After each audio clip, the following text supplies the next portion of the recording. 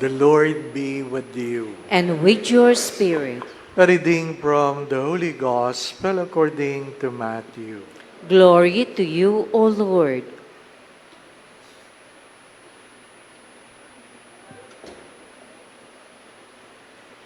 At that time, Jesus was led by the Spirit into the desert to be tempted by the devil. He fasted for 40 days and 40 nights, and afterwards he was hungry. The tempter approached and said to him, "If you are the Son of God, command that these stones become loaves of bread." He said in reply, "It is written, one does not live on bread alone, but on every word that comes forth from the mouth of God." Then the devil took him to the holy city and made him stand on the parapet of the temple and said to him, "If you are the Son of God, throw yourself down, for it is written, He will command His angels concerning you, and with their hands they will support you, lest you dash your foot against a stone." Jesus answered him, "Again it is written, you shall not put the Lord your God to the test." Then the devil took him up to a very high mountain and showed him all the kingdoms of the world and their magnificence.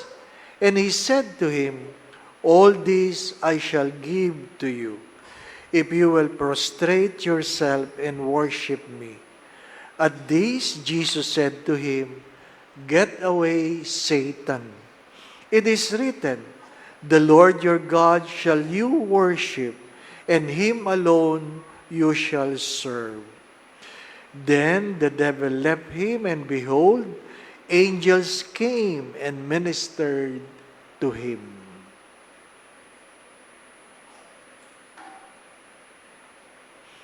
Brothers and sisters, the Gospel of the Lord. Praise to you, Lord Jesus Christ.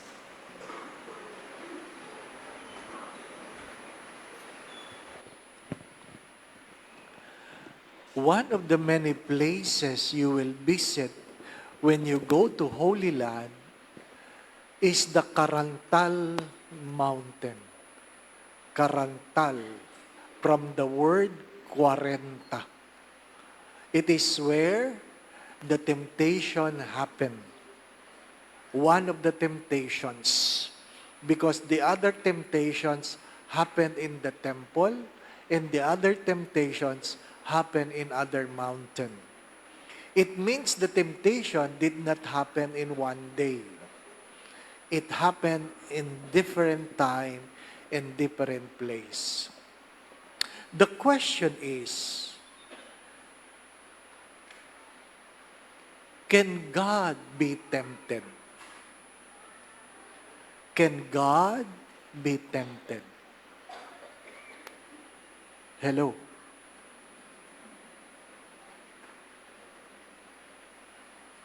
Can God be tempted?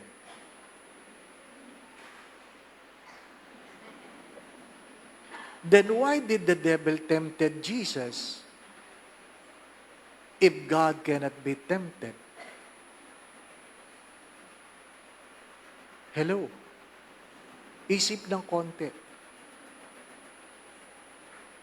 That is to remind us that Jesus is fully divine and fully human. He is fully divine and fully human. His divinity can never be tempted, but His humanity can be tempted. Why? Because His human nature can feel the hunger.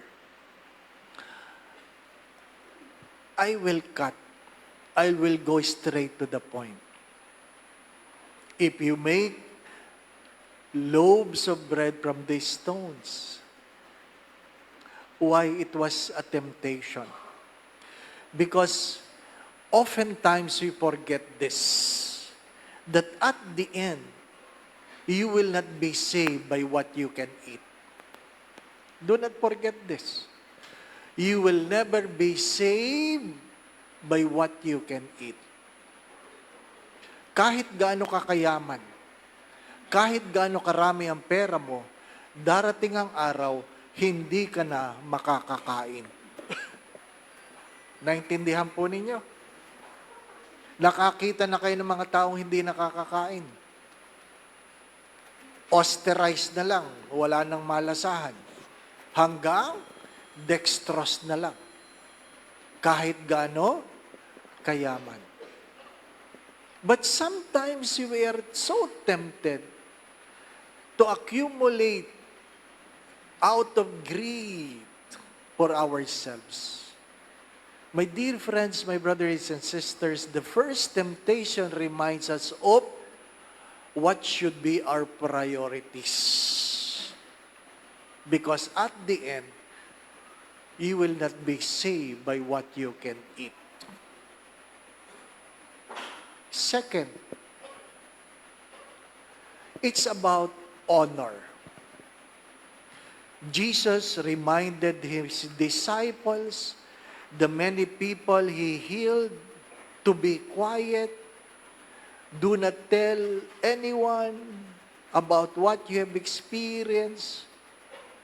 He wants to hide himself, to remain humble and simple.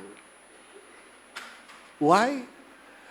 Because your titles, your awards, your recognition, your adulation, think of everything honor you can receive will never save you. Naintindihan po ninyo? Kahit sabihin ninyong, ano ba pinakamataas na honor? Ha? Kahit ikaw ang pinakamatalino, hindi ka pa rin maliligtas ng iyong grado. Di pa ba, ano? Your honor. And that is a common temptation. When we give, we want our names to be put and recognized. That's why as Wednesday reminded us, when you give alms, do it in secret. My dear friends, pagka minsan, kung hindi man madalas, gusto natin tayo hinahangaan, pinapalakpakan. Nakakalimutan natin walang palakpak na pwedeng magligtas sa iyo. Di po ba, anak? And third, Satan said, if you bow before me, all of these things will be yours. Have you noticed this? That Satan even uses the scripture to tempt Jesus. Napansin niyo ba yun? Alam niyo, marami niyan sa Facebook. Nagko-quote ng scripture. Oo, marami dyan. Magaling silang mag-quote ng scripture. Pero hindi nagbabayad ng utang. Nagko-quote ng scripture, pero hindi maayos ang buhay. Nagko-quote ng scripture, pero hindi naman nagdadasal. Mag-iingat kayo doon sa mga nagko-quote ng scripture. I was in a pilgrimage when I got the news that there was an experience of theft in Greenbelt Chapel. Alam niyo, nakakahiya yun. Nakakahiya na mayroong nangyayaring nakawan sa chapel na ito.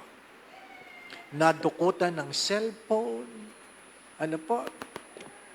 Pinakita sa akin yung CCTV. Mag-iingat kayo, may CCTV kami. Ha? At ang aking kinalungkot ay 8 babae ang tirador. Ha? Babae pa. Sabi nung pulis, may blatter na yan. Mag-iingat kayo sa katabi niyong babae. Iniiwasan mo yung lalaki, yung babae pala mandurukot, di ba ba, ano? Maayos ang damit. Maayos. Feeling nagsisimba talaga. Kaya mag-iingat kayo sa itsura. Ano sabi sa unang pagbasa? You are tempted by what entices the eyes. Yung maganda sa mata, yun ang katutokso-tokso. Yun ang nakasulat, di po ba, no? Kaya,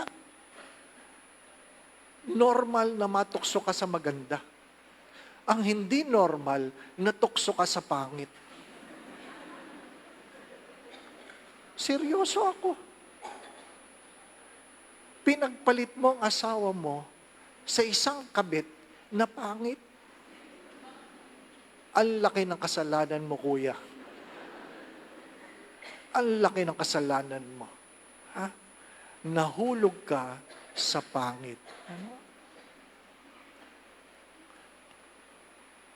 Sabi nga doon sa isang kwento, yung isang pari nakabuntis. Sabi ng obispo, kaya naman. Kasi maganda. Ano po? Pinapili ang pari. Lumabas. Pero mayroong isang batang pari, batang-bata, inasign sa bundok. Pogi si Father. Ano po? At sa kanyang assignment rin ng kaso, walang makuhang gamot. Ano po? To cut the story short, siguro pinupunasan ng labandera. Nabuntis yung labandera. Ano po? Nabuntis. Sorry for the words, ha? Sorry for the words. Ang malungkot na kwento, pangit. Pangit, sorry for the words. Kaya, kumalat yun sa diocese nila. Sabi ng obispo, grabe talaga siguro ang sakit niya. Hindi na nakita ang mukha.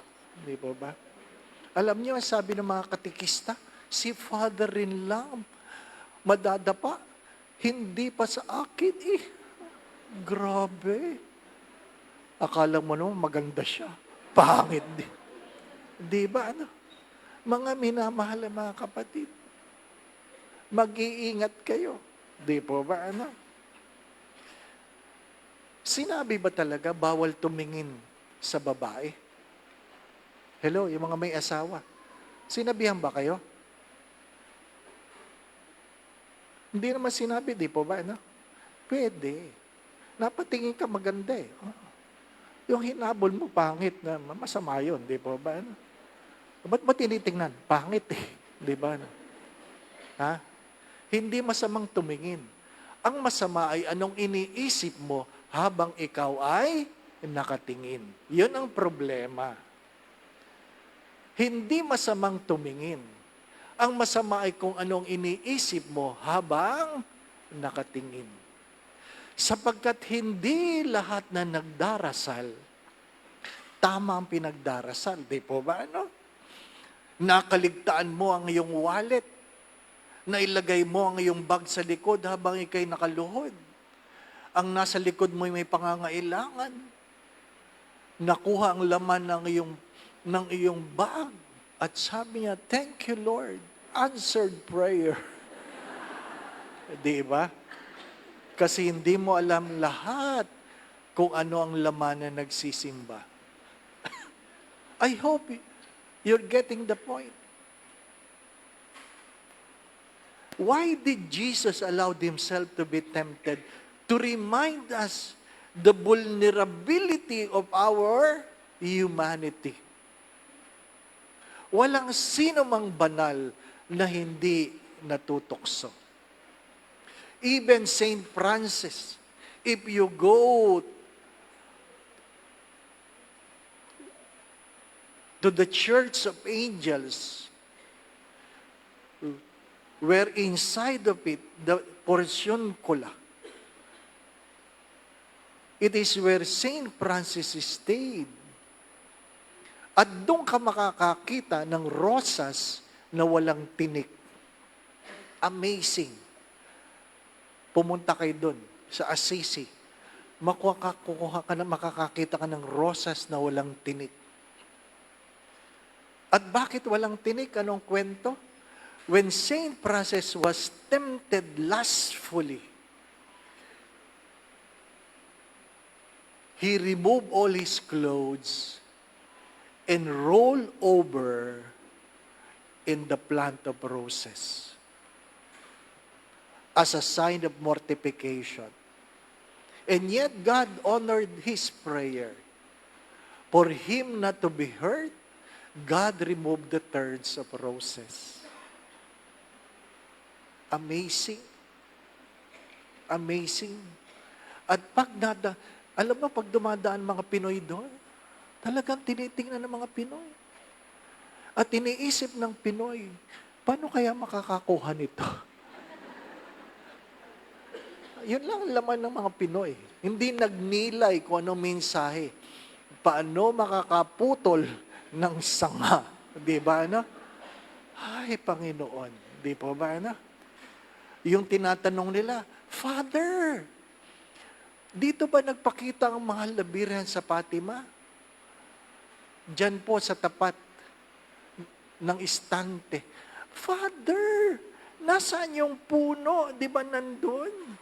Wala na po. Lahat na nakaalam na sa punong yan, nagpakita ang mahal na Birhen, lahat kumurot. Patay na ang puno. Ano po? Pati ugat, ubos na. Dahil mahilig lang tayo sa remembrance. Remembrance. Kaya hindi tayo lumalago. Hindi tayo lumalago. Anong meron sa ikatlong temptation? Remember this. What profit a man if he gains the whole world but loses his soul? Do not forget that. The first temptation is about priorities. The second temptation is about recognition. The third temptation is about greed. What profit a man if he gains the whole world but loses his soul? Why not think of becoming a saint? Seriously, why not think of becoming a saint? You don't think about it because you limit yourselves. Ikaw ang nagsasabi sa sarili mo, hindi ko kayang maging banal. Ano sabi ni San Agustin? Lahat ng santo ay merong kahapon. Kaya lahat ng makasalanan ay merong bukas. Lahat ay may pag-asa. Lahat ay natutukso. But my dear friends, my brothers and sisters, as I have said yesterday, if God calls you, it doesn't mean there is something you can do for God, but it is because God has something to do for you. Strive to be a saint. Don't limit God by your own limitations. Amen. Again, my brothers and sisters, because of our humanity, we are all subject to temptation. But ask the question before yielding into it, worth it ba? Worth it ba? You all know that I had a stroke because of my diabetes. So I guard my diet. And sometimes, I yield to the temptation. Ano pa? Kumain ka ng ensimada. After few minutes, ang blood sugar mo, 240. Hindi worth it. Hindi worth it. Husbands, men, if you commit adultery, worth it ba? Knowing your wife will be sad forever. Ask the question. Don't just look at the act. Ask the question, worth it ba? Kung mangungurakot ka, worth it ba? Kung magsisinungaling ka, worth it ba?